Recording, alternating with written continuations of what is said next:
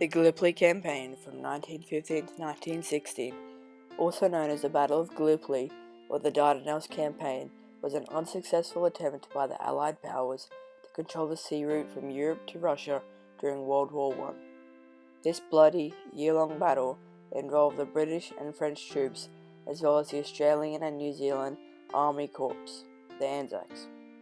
The battle started with a failed naval attack by the British and French ships on the Dardanelles Straits and continued with a major land invasion of the Galipoli Peninsula on April 25th.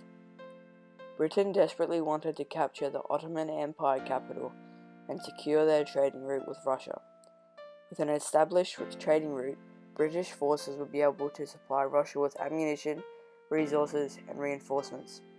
This would hopefully win the war for the Allied nations and stop the German Austria-Hungary forces on the Western Front.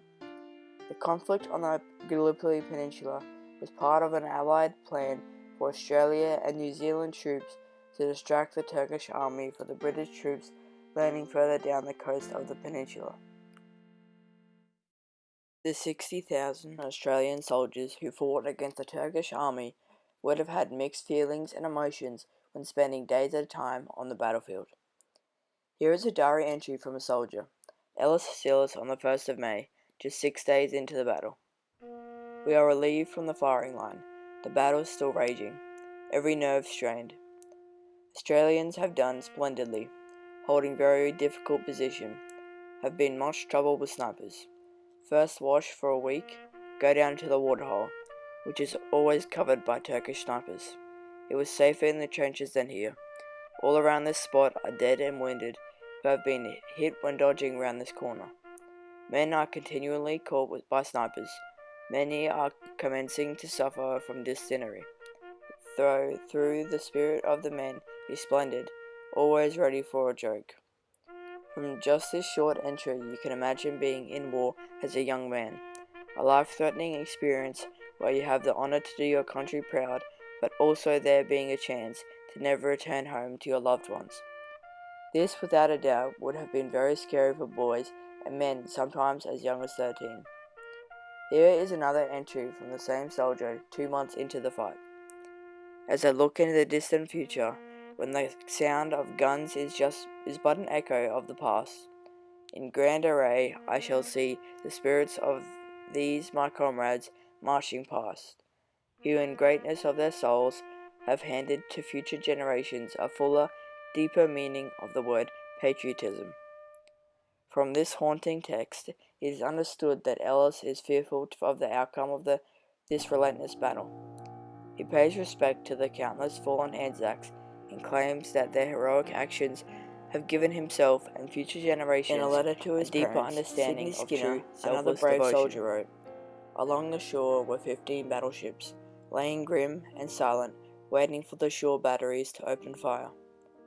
At 5 a.m. they opened fire on us. Shrapnel was bursting everywhere.